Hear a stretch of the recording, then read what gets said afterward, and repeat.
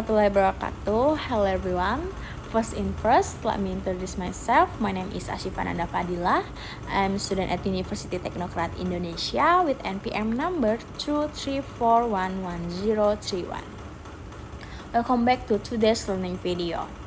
Well guys, have you ever felt super nervous when you have to speak in front of crowd?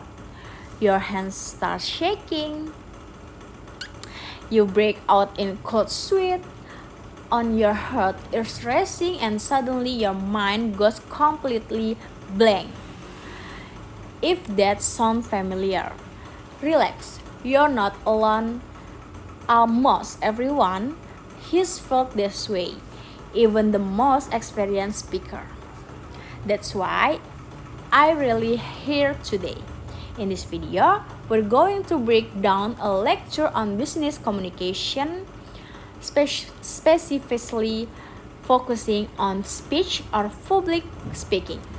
This is crucial skill with your presentation in class, pitching an idea at work, or speaking at big event.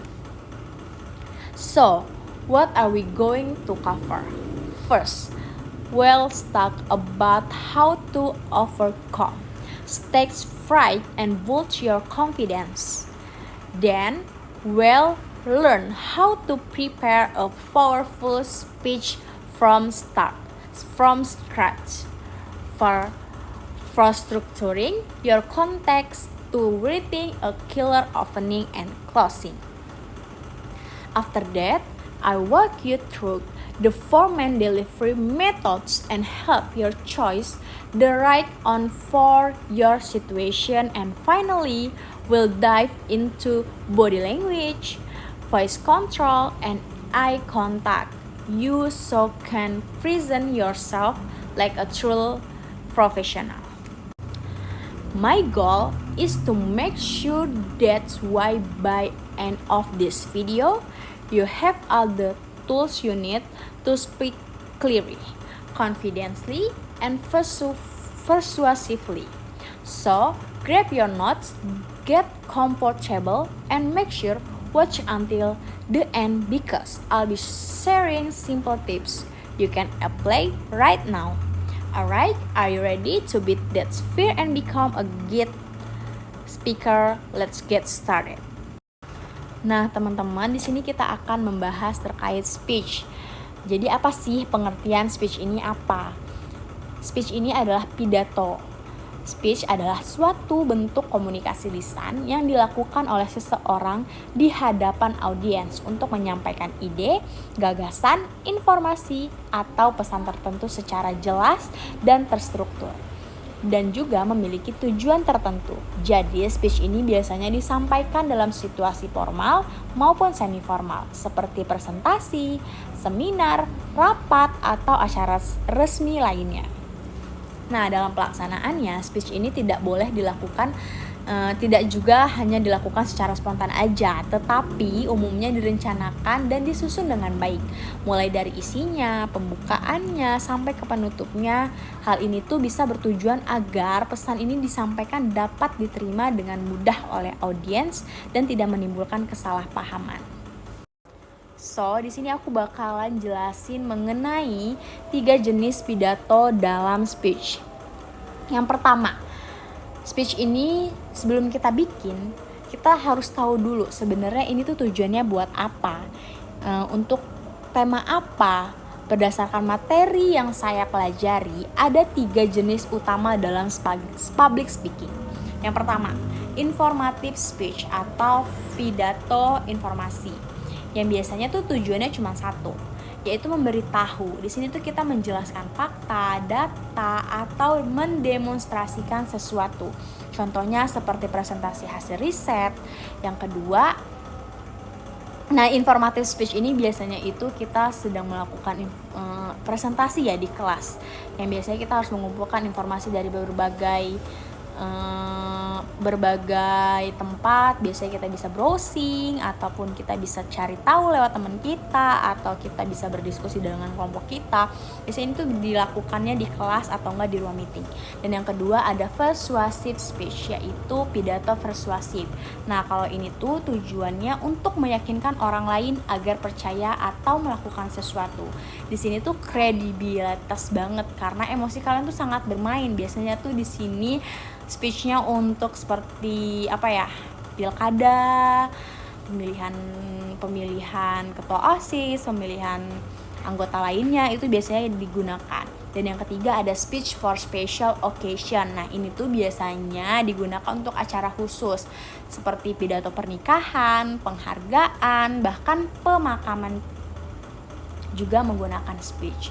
Nah, fokusnya ini biasanya lebih ke perasaan dan penghargaan aja. Jadi sebelum kita membuat speech, tentukan dulu sebenarnya ini tuh mau dibawa kemana, dengan tema apa, kita mau mengasih tahu apa, menginformasikan apa, kita mau mengajar atau mau mengajak sesuatu atau seseorang. Nah, selanjutnya di sini tuh ada persiapan speech ini. Jadi ada speech preparation.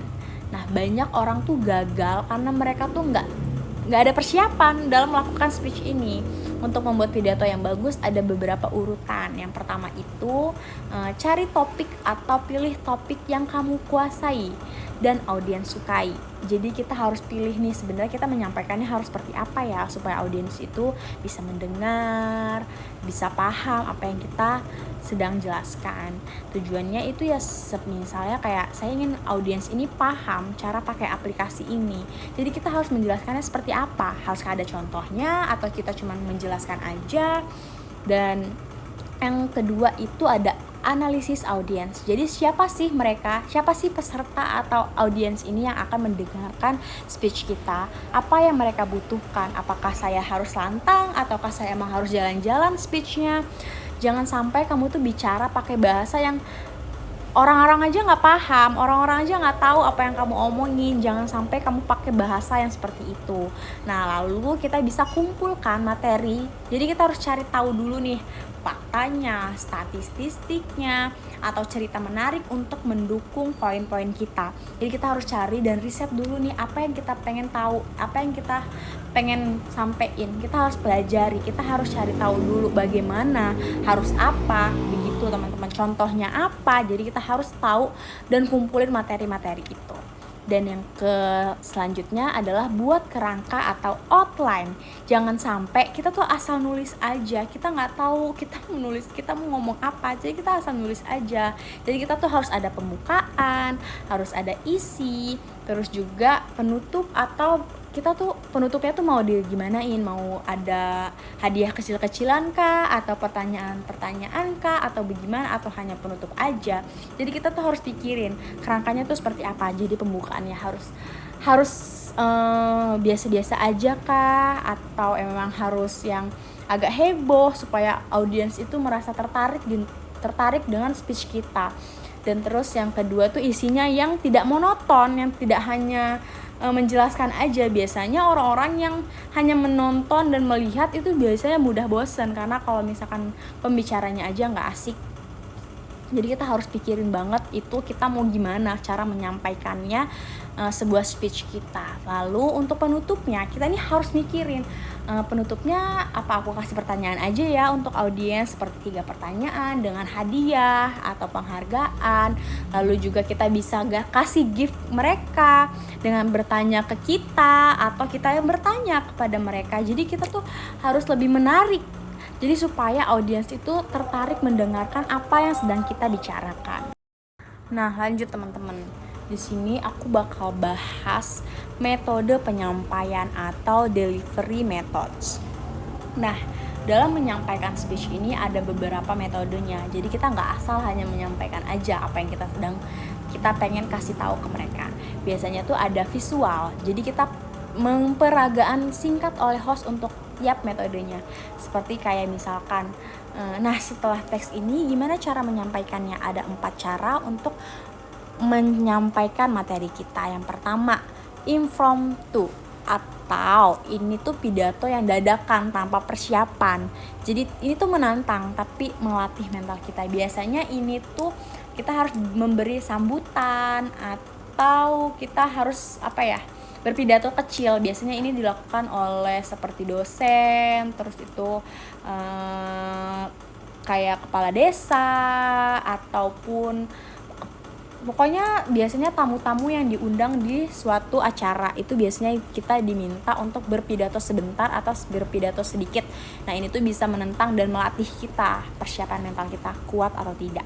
Dan yang kedua itu ada manuskrip, yaitu membaca naskah kata demi kata. Nah ini tuh aman banget untuk pidato resmi kenegaraan, tapi juga bisa terasa membosankan kalau nggak ada kontak mata. Jadi kalau misalkan biasanya ini tuh disampaikan dalam informasi pemerintahan, kalau misalkan ada diskusi apa atau musyawarah apa. Dan yang ketiga memorize atau menghafal seluruh isi teks. Jadi resikonya itu kalau lupa satu kata ya biar buyar semua. Jadi kalau misalkan kita biasanya ada beberapa orang yang emang menghafal untuk speech mereka. Jadi kalau misalkan mereka juga ada beberapa kata yang lupa, biasanya agak sedikit mengganggu waktu speechnya. Ada juga yang bisa buyar kemana-mana untuk nggak fokus kepada apa dengan yang ingin dijelaskan.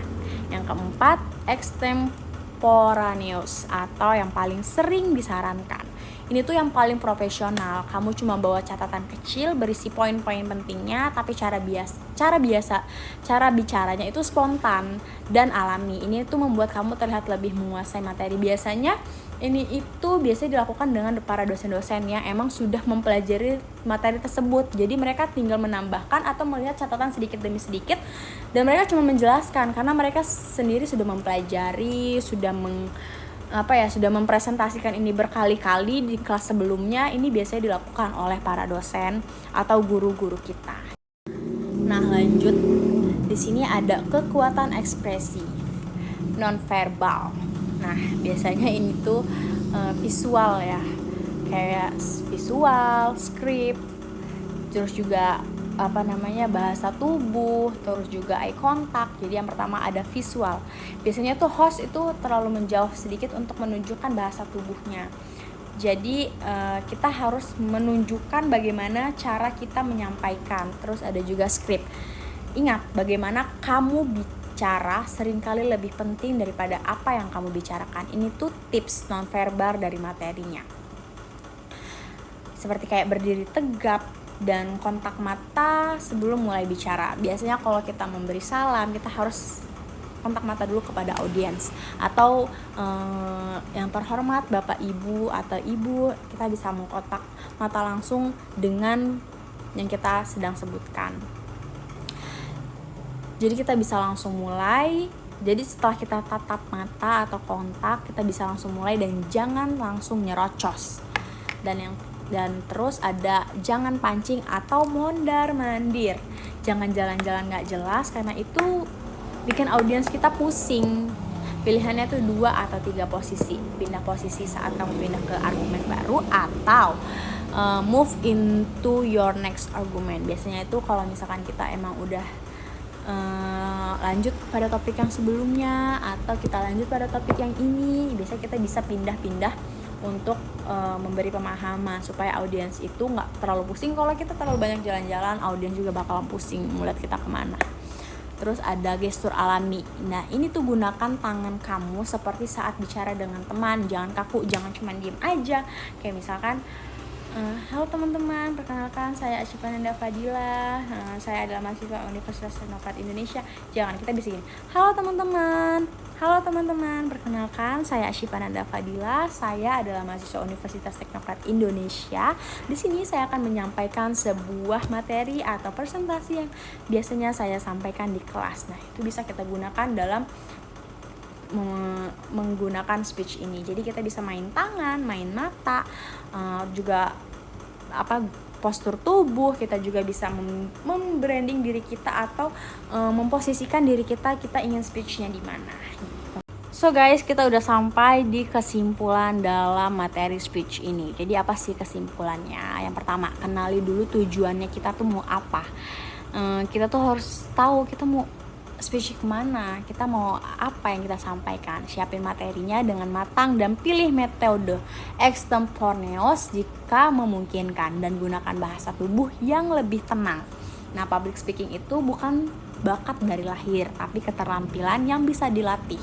Speech ini adalah bentuk komunikasi lisan yang disampaikan seseorang di depan audiens secara terencana, terstruktur, dan tujuan menyampaikan ide dan informasi atau pesan-pesan tertentu.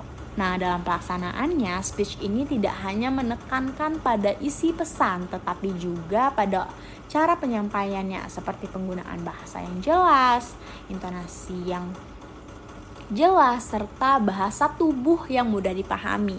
Dengan penyampaian yang baik, speech ini dapat membantu audiens memahami, menerima, bahkan terpengaruh oleh pesan yang disampaikan secara efektif. Jadi kalian jangan takut mencoba ya, karena kalau bukan kalian, siapa lagi yang mau mencoba? Kalau kalian merasa video ini sangat bermanfaat, jangan lupa like, share, and subscribe. Sampai jumpa di video selanjutnya. Dadah!